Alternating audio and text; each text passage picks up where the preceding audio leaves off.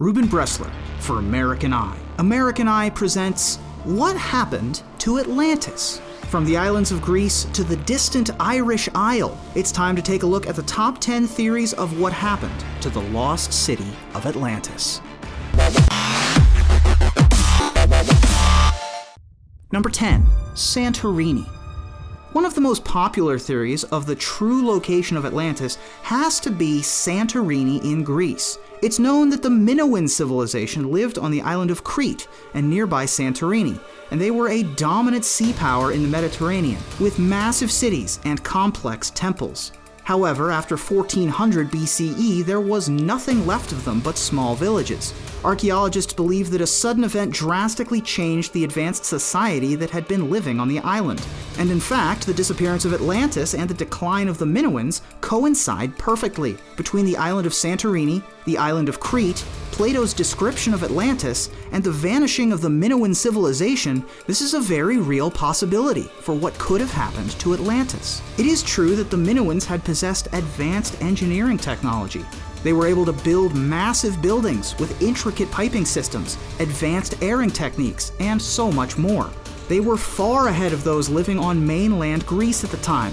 Some historians believe that an eruption event that occurred before the development of writing could have wiped out the advanced people living in the region of Santorini, which would therefore account for the sudden vanishing of the mythical city of Atlantis. Number 9. Cyprus. Cyprus is known today as a hotspot for beach vacations and money laundering. However, an American architect by the name of Robert Sarmast is convinced that Atlantis actually lies at the bottom of the Cypress Basin, and that Cyprus was once part of the great ancient city. Robert argues that images from sonar data reveal man-made structures sitting below the water at a depth of 1,500 meters. Apparently, these features revealed by the sonar look exactly like the artificial structures that Plato described in his account of the lost city of Atlantis. Robert speculates that Cyprus was once part of Atlantis, but that the rest of the ancient city was destroyed during catastrophic flooding, which is described in the tale of Noah's flood in Genesis. He says, quote, "Even the dimensions are exactly perfect. So if all these things are coincidental, I mean, we have the world's greatest coincidence going on," end quote. But Sarmast is unfortunately known for mentioning scientific facts without attributing them to any sources. Much of Robert's theory is based on obscure evidence that the Mediterranean Sea had been dry at the time before a massive flooding, with its water level having been 3 miles lower. This would mean that there was space for a city to be built on the bottom of the Mediterranean Sea, and that it was able to be easily flooded later on. However, most mainstream geologists, marine geologists, and other professional archaeologists totally disagree with the theory. Number 8. Malta. Many modern researchers have come to the decision that Malta is actually the location of Atlantis. This theory has gotten more and more steam lately, which makes sense considering Malta is home to some of the oldest structures in the entire world. It is more than possible that they had been creating marvelous cities before anyone else. It also helps that Malta is situated exactly in the middle of the western and the eastern Mediterranean Sea. It would not be a far stretch of the imagination to think that even more impressive megalithic temples than the ones already discovered could have been erected there, and then later destroyed with no evidence remaining today. It could be that the Maltese Islands are the small remnants of a once powerful civilization known as Atlantis, but there is no indisputable proof that this theory holds water. And in fact, in 1828, one of the biggest supporters of Malta being Atlantis was involved in a scandal in which he had forged findings to provide proof of his theory. This may be a mystery we never fully solve. And now for number 7, but first be sure to hit that subscribe button if you're new here. Number 7, Sea of Azov. One of the most scientifically sound theories of what happened to Atlantis is that it was actually located in the Sea of Azov. There's a theory that says the dialogues of Plato represent a completely accurate description of the geological events at the time, in approximately 9600 BCE in the Black Sea Mediterranean corridor. If there had been a civilization thriving in the area, which, according to a report by The Guardian in the year 2000, is wholly possible, as remains of human habitation has been found roughly 300 feet below the Black Sea, they would have definitely been flooded. At the end of the last major ice age, glaciers melted and caused a drastic rise in the sea level of the Caspian Sea. At the same time, an earthquake caused the Caspian Sea to flood across what would have been the fertile plains of Atlantis. In the same time, the earthquake would have caused the farmlands of Atlantis to sink into what is now the Sea of Azov, which happens to be the shallowest sea in the entire world. It could be that the ruins are lost forever because they had been destroyed during such cataclysmic events. Number 6. Andalusia. One of the most agreed upon theories is that Atlantis was located in modern-day Spain, in the region of Andalusia in the south. While this area is technically outside the Pillars of Hercules and outside of the Mediterranean, it is close enough to be believed as being witnessed by Plato. Many scholars agree that the metropolis of Atlantis was located between the islands Mayor and Menor in southern Spain. In fact, this would mean that the ancient Iron Age city of Tartessos had been constructed over top the ruined bones of Atlantis, had Atlantis indeed been real, which would explain the distinct lack of archaeological evidence. Additionally, many scholars believe that the War of the Atlanteans is actually the same thing as the War of the Sea Peoples, which were a group of people that attacked eastern Mediterranean countries around 1200 BCE. This theory would mean that Atlantis was a real place, though not in name, and that it was turned into fiction by Plato as a way to describe his ideal state in wartime. It would mean that Plato used real events, like the War of the Sea Peoples and the geography of the city of Tartessos, for inspiration. Along the coast, near the Strait of Gibraltar, the team noticed several features that seemed to resemble characteristics of Plato's Atlantis, including suspected ancient lower tower bases, a long seawall, ruins they believe may represent the Temple of Poseidon, and a bluish-green coating on some of the ruins. They also discovered seawall remnants and evidence of tsunami damage, suggesting the reason behind the society's demise, if the site is, in fact, Atlantis.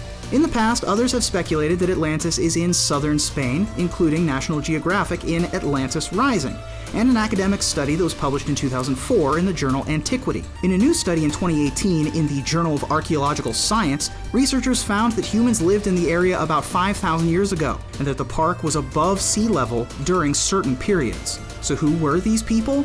Was it Atlantis? Your guess is as good as mine. Number 5. Morocco. What if Atlantis was never an island at all? In the theory that states Atlantis, or the island of Atlantis, was actually located in southern Morocco, it would mean that the term island was used extremely loosely. Some experts think that the island of Atlantis is actually a plain in southern Morocco, surrounded by higher shelves of land, and therefore referred to as an island because of its isolated position. This would make sense considering it would have been an extremely difficult place to get to by land and by sea.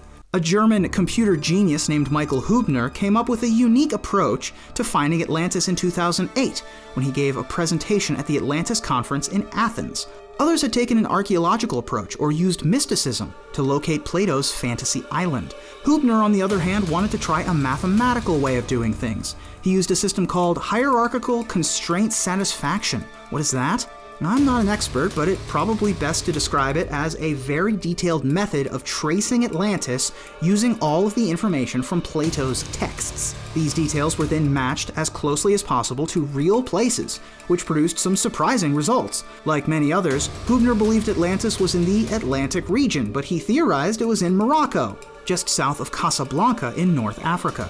He worked this out by finding concentric circles of stone, marked with red and black stripes. Sure enough, these are described by Plato in his dialogues.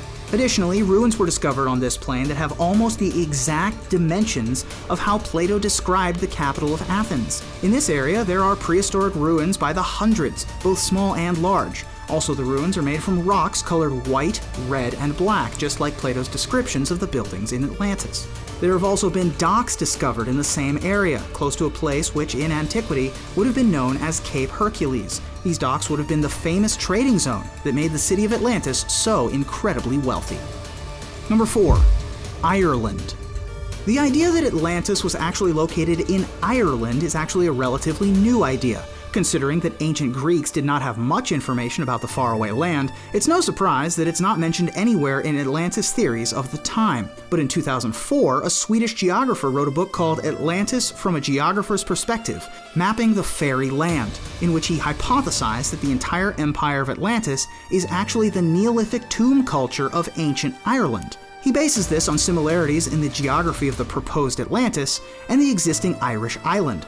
Supposedly, the island of Atlantis and the island Ireland and North Ireland are the exact same in landscape and in size. This same geographer does not believe Atlantis was a fiction created by Plato. He believes it is real, and that Atlantis is modern-day Ireland. Number 3. Finland. There is one theory that places Atlantis in the Baltic Sea, in the southern part of the country of Finland. This theory was put forward by a Finnish eccentric named Eeyore Bak. Bak claims that a small community of people lived in this southern region of Finland during the Ice Age, and that Atlantis actually comes from the Swedish words Allt land is, translated into English as all land ice. Bak claims that Atlantis actually refers to a time period rather than a place. He claims that because Atlantis refers to the time right around the end of the last ice age, it makes sense that Atlantis disappeared in roughly 8000 BCE when the ice age ended and the ice began to melt away from Finland. How Plato could have gotten a hold of this information is beyond anyone's imagination, and how it ties into a powerful civilization is yet to be seen, but there is definitely a reason why Eeyore Bak is considered an eccentric. Number 2. Antarctica.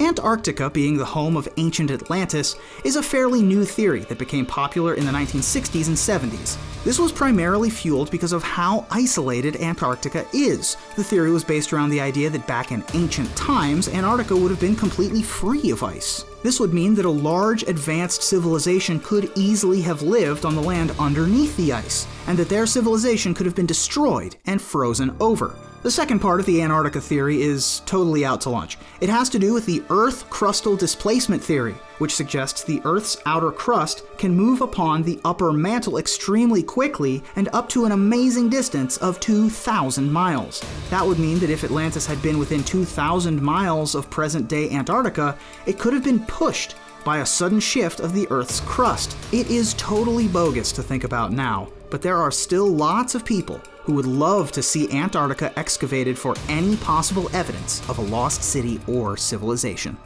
Number 1. Total fiction.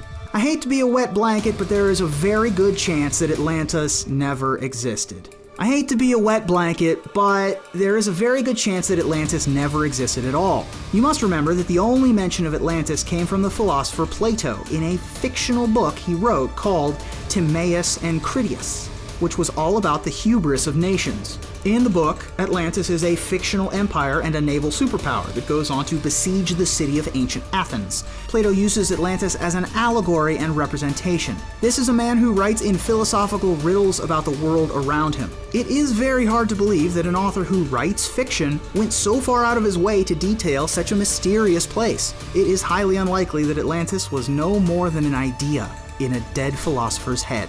The pure fact that nobody knows where Atlantis was located, if it ever existed, or why it was never discussed in ancient history other than in Plato's book, is pretty strong evidence for its non-existence. As much as I love the idea of a mysterious sunken nation that has possessed technology far beyond the rest of the ancient world, but was swallowed by a cataclysmic flood, it just doesn't add up. Sorry to burst your bubble, but Plato's Atlantis could just be as fictional as Homer's Odyssey. Which of these theories about the lost city of Atlantis do you believe the most? Do you think it ever existed at all, or is it a load of fiction? Tell us in the comments below, and thank you for watching. Be sure to hit that subscribe button, and see you next time for another awesome video.